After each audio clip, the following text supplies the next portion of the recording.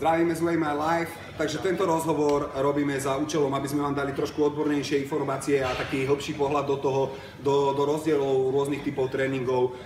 Budeme tu brať konkrétne môj tréning a Tobiášov tréning, aby ste videli tie rozdiely pre rôzne ciele. A hlavne chceme tento rozhovor urobiť trošku serióznejší ako ten posledný. Dobre, Tobiáš, takže skús nám povedať niečo o tvojom tréningu, ako momentálne ide. No, aktuálne vlastne prípravu sme začali pred 4 týždňami.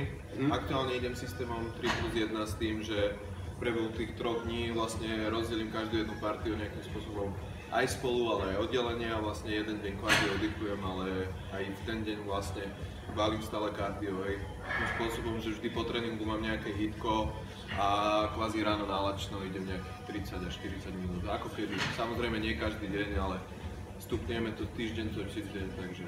Dobre, a napríklad čo sa týka opakovaní v sériách, aký je tam počet opakovaní?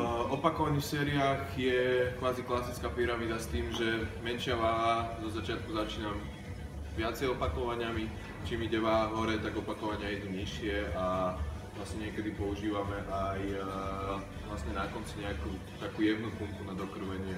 A to rozmedzie tých opakovaní, aby sme videli tie rozdiely medzi tým tréningom. Rozmedzie, ako myslíš, časovo? Nie, rozmedzie opakovaní, že koľko opakovaní približne robíš?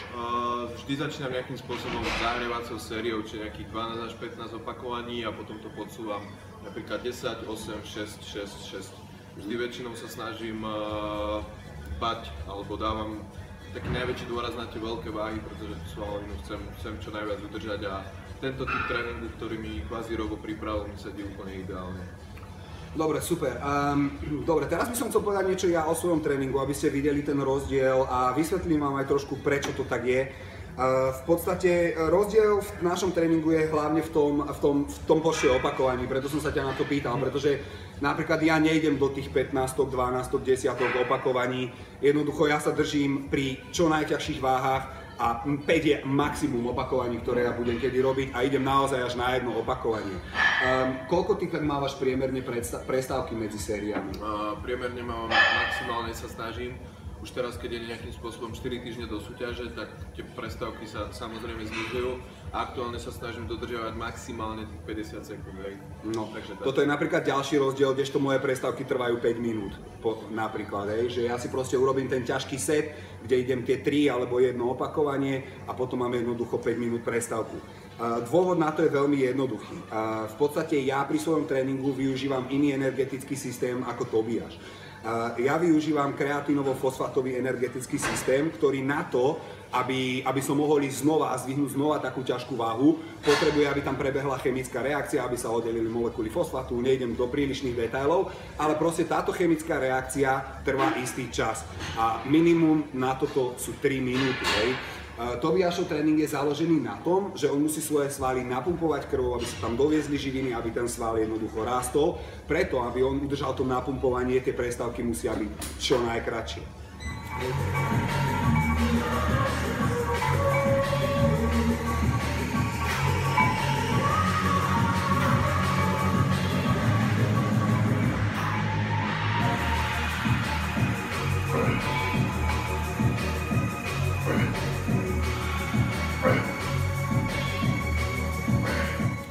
Toto je ten rozdiel. Ten energetický systém, ktorý využíva Tobiáš vo svojom tréningu, je ten laktačný energetický systém. To určite aj vy, keď cvičíte, tak viete, keď vás to začne páliť, tá mliečna kyselina, viete, že vtedy využívate práve ten energetický systém. Mne sa toto nestáva, ja sa proste nedostanem až tak ďaleko, aby ma tie svaly začali páliť. Proste prídem, zdvihnem 1-2 opakovania, 5 minút prestávka.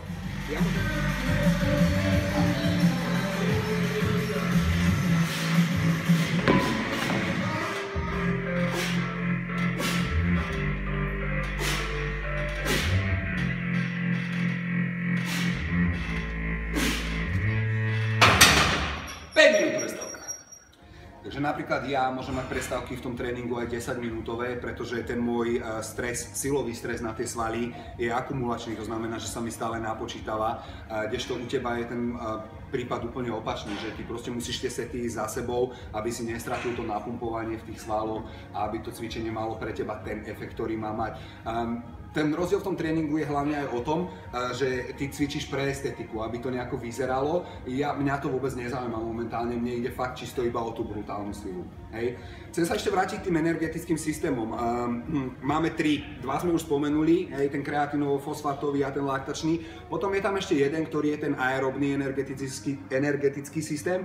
A to je presne ten, ktorý sa využíva pri počte opakovaní 15, 20 a tak ďalej, alebo keď niekto robí aerobný tréning, nejaké kardio a podobne. V podstate, keď si zoberieme nejakú priamku, ktorá je kontinuum, kde máme počet opakovaní, začína sa to od 0, potom máme 5, 10, 20, 30, tak tam sa dá ľahko určiť, kde sú tie energetické systémy. Hej. Tie energetické systémy, ktoré využívam povedzme ja, ten kreatinovo-fosfátový je ten v rozmedzi 0 až 3 opakovania. Pokiaľ by som už išiel s váhou, s ktorou dokážem robiť viac, už mi to telo prepína na ten laktačný energetický systém, a pokiaľ by som sa už dostal s tou váhou tak nízko, že naozaj robím 15, 20 a viac opakovaní, tak telo už naozaj funguje iba na tom aerobnom energetickom systéme, ktoré jediné, čo potrebuje, je fakt ten kyslík. Že proste dokážeš dýchať, tak dokážeš ísť ďalej. Hej. Ten môj systém, už som spomínal, potrebuje tú chemickú reakciu, aby sa vytvorila tá molekula ATP, čo je vlastne tá molekula energie. No a ten tvoj energetický systém hlavne, čo potrebuje na tú regeneráciu, je iba vyplaviť tú mliečnú kyselinu a môžeš ísť ďalej. To sú vlastne tie hlavné rozdiely v tom tréningu a v tých energetických systémoch.